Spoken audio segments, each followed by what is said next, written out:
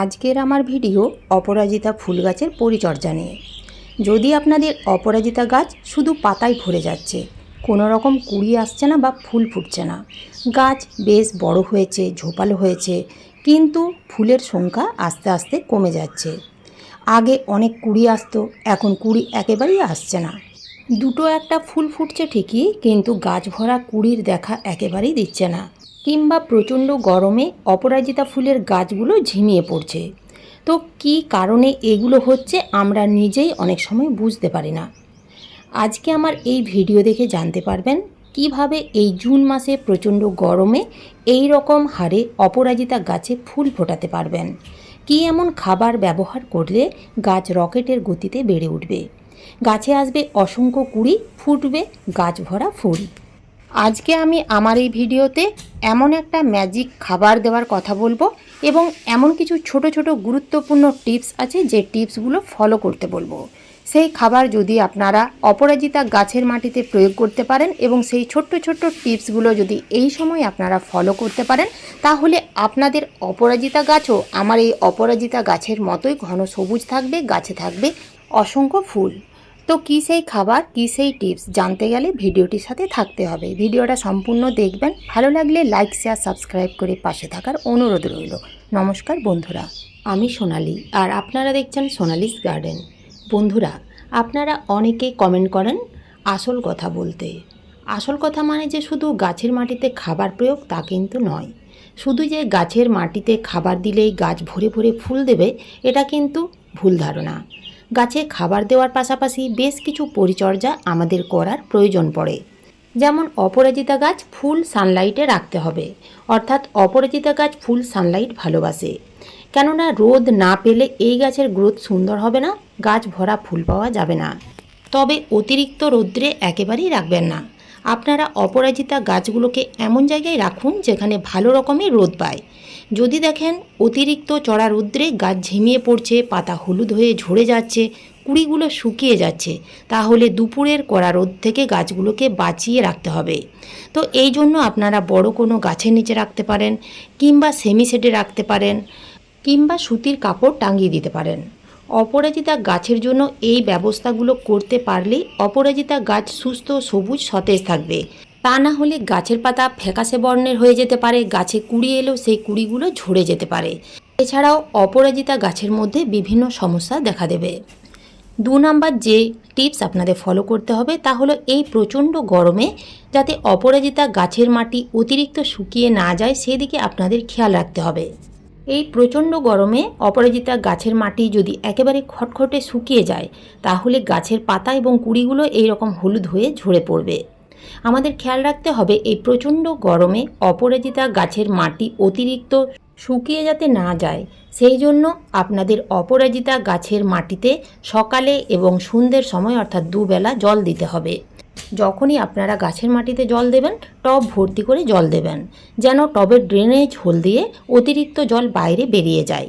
যদি দেখেন এই প্রচণ্ড গরমে দুপুরে অপরাজিতা গাছের পাতাগুলো একেবারে ঝিমিয়ে পড়েছে, তাহলে দুপুরবেলাতেই আপনারা বরফ জল দিয়ে গাছে স্প্রে করুন। তবে লক্ষ্য রাখবেন গাছের মাটিতে যেন ঠান্ডা জল না লাগে। এছাড়াও যদি দেখেন গাছের মাটি খুব তাড়াতাড়ি শুকিয়ে যাচ্ছে, তাহলে আপনারা গাছের মাটির অর্থাৎ টবের উপরে শুকনো পাতা দিয়ে মালচিং করতে পারেন। এছাড়াও কোকোপিট দিয়েও মালচিং করতে পারেন, কিংবা শক্ত কার্ডবোর্ড ছোট ছোট টুকরো করেও টবের উপরে রেখে মালচিং করতে পারেন।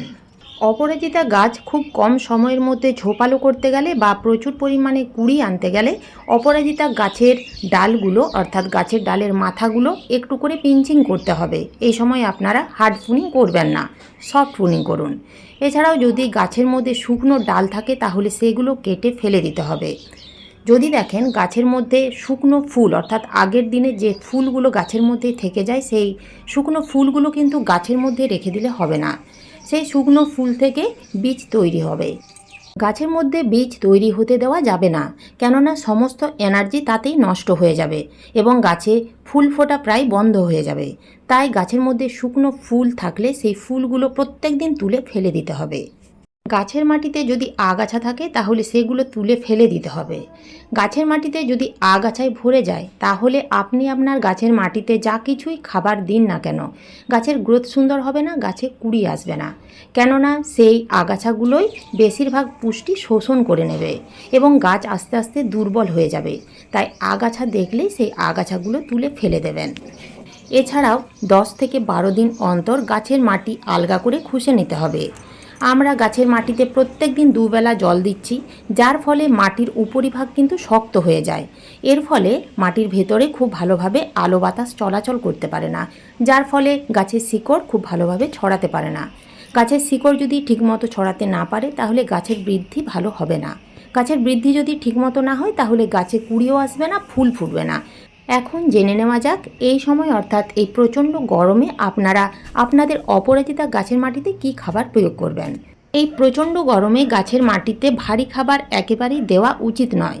প্রত্যেক সপ্তাহে একবার করে তরল খাবার দিয়ে যেতে হবে। তো আজকে আমি একেবারে সহজভাবে একটা ম্যাজিক তরল খাবার তৈরি করে দেখাবো। একেবারে ঠান্ডা খাবার, গাছের জন্য কিন্তু সেরা খাবার। তো প্রথমেই নিতে হবে চাল ধোয়া জল। প্রত্যেক দিন আমরা চাল ধুয়ে যে জল ফেলে দিই সেই জল কিন্তু গাছের জন্য খুবই উপকারী। তো আপনারা একটা পাত্রে 500 ml চাল ধোয়া জল নেবেন। চাল ধোয়া জলের মধ্যে থাকে প্রচুর পরিমাণের phosphorus, potassium, calcium, magnesium, zinc, iron, গাছের জন্য অত্যন্ত প্রয়োজনীয় উপাদান। চাল ধোয়া জল মাটিতে দিলে মাটির ভেতরে উপকারী ব্যাকটেরিয়া সংখ্যা বাড়ায়, মাটির উর্বর ক্ষমতা বৃদ্ধি পায়, গাছের শিকড় মজবুত হয়। এর সাথে মিশিয়ে নিতে হবে আরও একটা উপাদান, তা হলো কফি পাউডার। 1/2 চামচ কফি পাউডার চাল ধোয়া জলের সাথে খুব ভালো করে গুলে নিতে হবে। কফি পাউডার গাছের মাটিতে দিলে মাটি অ্যাসিডিক করে তোলে এবং অপরাজিতা গাছ অ্যাসিডিক মাটি পছন্দ করে। অনেক সময় বিভিন্ন রকমের খাবার প্রয়োগ করার পর দেখবেন গাছের মাটি ক্ষারীয় হয়ে যায়। তো মাটিকে অ্যাসিডিক করার জন্য আমাদের মাঝে মধ্যে এই কফি পাউডার বা চা পাতা এগুলো দিতে হয়। 10 থেকে 12 ইঞ্চি টব হলে আপনারা কিন্তু পুরো খাবারটাই দিয়ে দেবেন।